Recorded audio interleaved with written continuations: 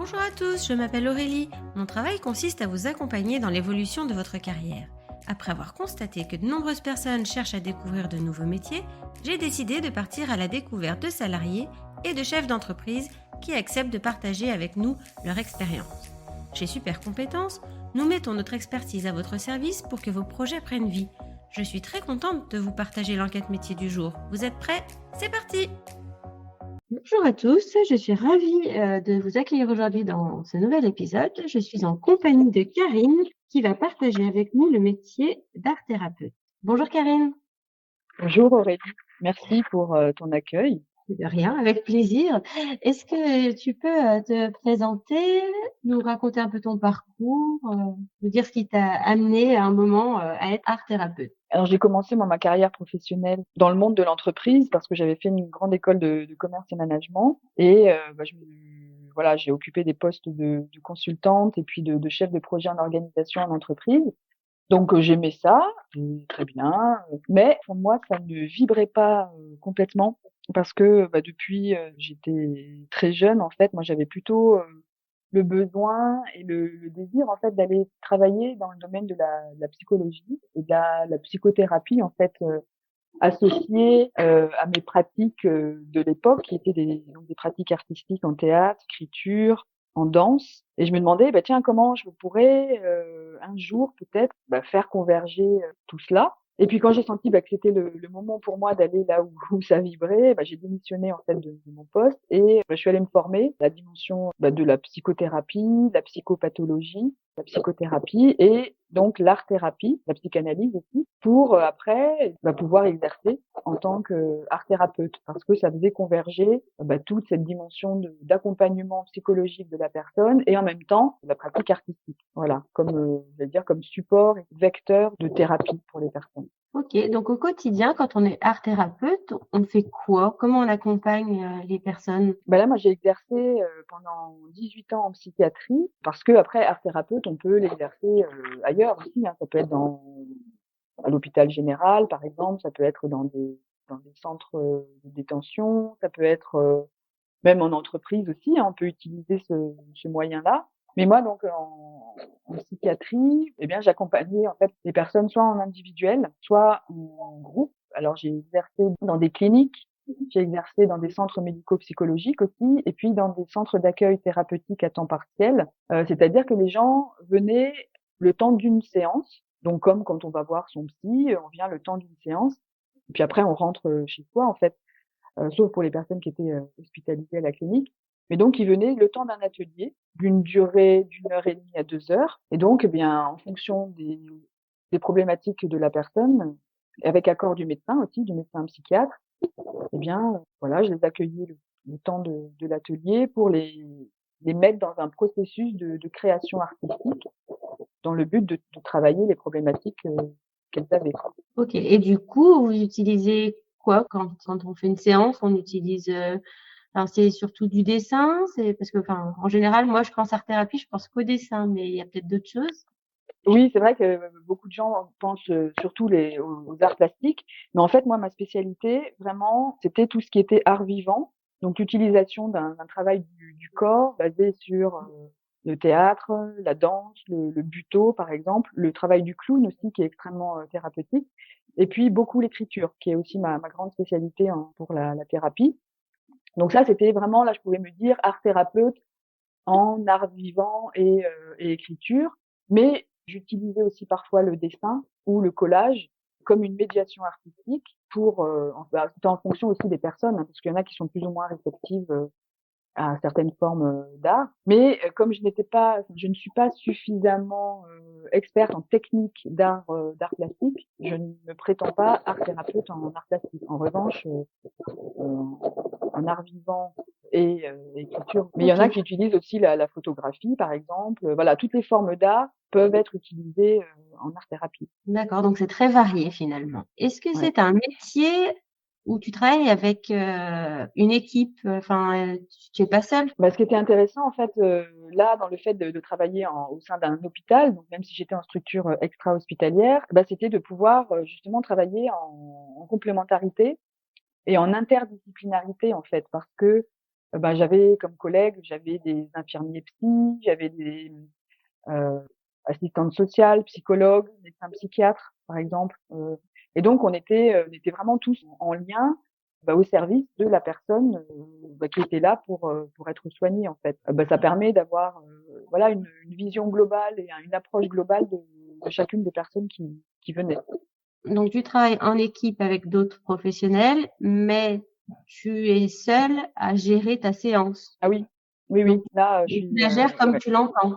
Tu prends les voilà. initiatives que tu veux tant que tu respectes, le cadre, Oui, fixé oui, de mais il y a un cadre vraiment, très précis parce que c'est important aussi, c'est rassurant pour la personne d'être dans un cadre contenant et après, en fonction de ce qui se passe, alors que ce soit en individuel ou en groupe, eh bien, là, voilà, moi j'adapte les propositions de travail et de création vont être différentes en fonction de ce qui va émerger, au cours de la séance.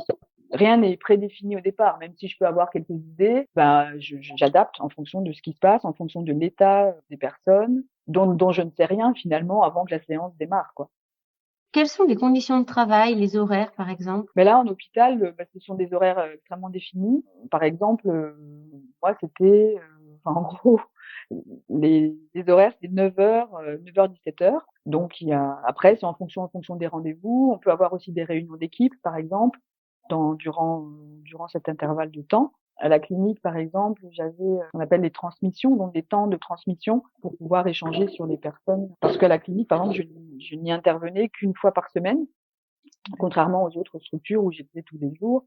Mais là, c'est une fois par semaine, donc il fallait que je sache, ce qui s'était passé pour les personnes dans la semaine. Et jamais le week-end Ouais. par exemple? Là, moi, non. Mais par contre, ça peut être, c'est possible de travailler le week-end parce qu'en libéral, par exemple, après, tu t'adaptes comme tu OK, veux, en fait.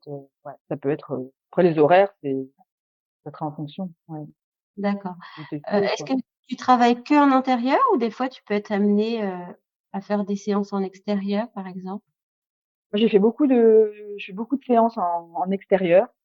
J'aime beaucoup et puis, en fait, je m'aperçois à quel point c'est nécessaire pour les personnes aussi de retrouver un contact avec la nature, avec les éléments, avec même ne serait-ce que simplement la lumière du soleil aussi dont on sait qu'elle a un impact très important et puis donc pour tout ce qui était pratique corporelle, par exemple, je peux le proposer, en extérieur et l'impact est encore plus fort. Quelles sont les compétences pour faire ce travail?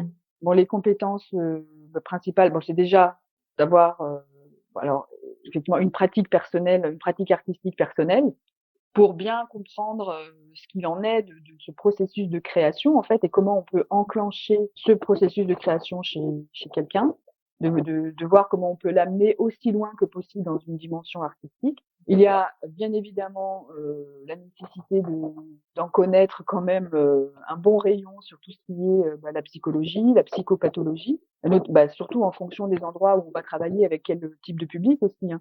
Parce que si tu travailles en psychiatrie ou en maison de retraite, par exemple, ou avec des enfants, c'est pas les mêmes choses, quoi, ou en prison, ou je sais pas où. Donc d'avoir quand même, une bonne connaissance du public et puis des pathologies, et puis comment on accompagne ça. Heu et c'est fondamental aussi à mon sens d'avoir fait un travail, de psychothérapie personnelle aussi, un travail sur soi, de façon à rester aussi professionnel que possible. Donc comme on dit, c'est bien d'avoir balayé devant sa porte, avant de prétendre pouvoir accompagner quelqu'un, aussi professionnellement que possible. Est-ce qu'il est facile de trouver un emploi en tant qu'art thérapeute? Je suis pas sûre parce que alors ça se développe de plus en plus. Là, il y a de plus en plus je vois moi quand j'ai commencé, sur le département on était 2. Là maintenant, je vois qu'il y a énormément d'art thérapeutes en fait qui se sont, mis soit à leur compte, soit qui interviennent dans des structures. Mais, alors même si ça s'ouvre, de plus en plus au sein par exemple des hôpitaux ou des maisons de retraite, il y a pas, je ne pense pas qu'il y ait énormément de postes. Donc faut aller, c'est vrai que, faut pas avoir peur d'aller taper aux portes en fait et De de proposer quoi, de de proposer son proposer, c'est ça, de proposer, en fait, c'est d'ouvrir, d'éveiller aussi un peu, j'allais dire, les consciences sur, l'intérêt que ça a, la pertinence thérapeutique que ça a, parce que c'est extrêmement puissant en fait, hein. Et donc là, j'ai rencontré pas mal d'autres, art thérapeutes qui débutent et c'est vrai qu'elles, alors je dis parce qu'il y a beaucoup de femmes, sont confrontées, à des refus ou elles disent quand même c'est difficile. Mais après une fois que je veux dire qu'on est rentré dans une structure, une institution ou même après à son compte, mais après j'allais dire on n'en ressort plus quoi. Enfin sauf si Oui, on parce le que choisit, mais faut se faire voilà, en tout cas connaître. il faut pas avoir peur. Voilà, faut pas avoir peur d'aller taper aux portes. Et puis en fonction aussi des endroits, on va pas être reconnu du tout de la même façon. Parce qu'il y a des hôpitaux par exemple qui vont ouvrir les portes aux arts thérapeutes dans la convention collective, ils vont les mettre au niveau, par exemple, des moniteurs éducateurs, par exemple, D'accord. ou certains autres hôpitaux, ils vont les mettre dans la convention collective au niveau des psychologues, par exemple.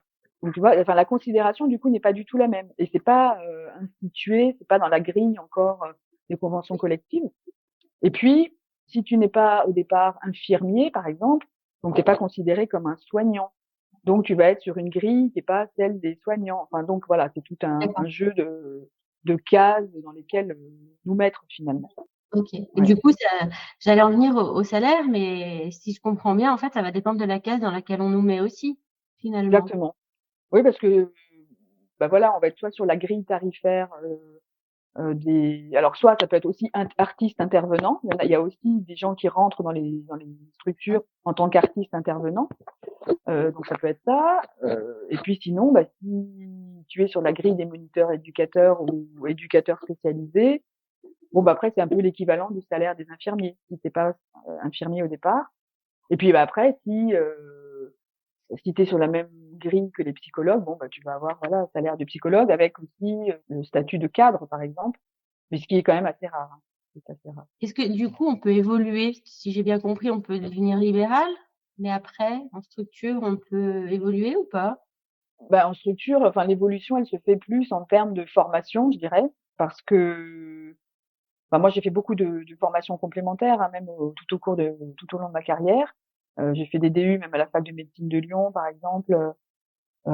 J'ai continué à me former tout le temps parce que ça me passionne de toute façon. Bon, j'ai jamais évolué en termes sur la grille, dans la convention collective, j'ai jamais évolué. Et c'est aussi bon, ce que je trouve un peu dommage.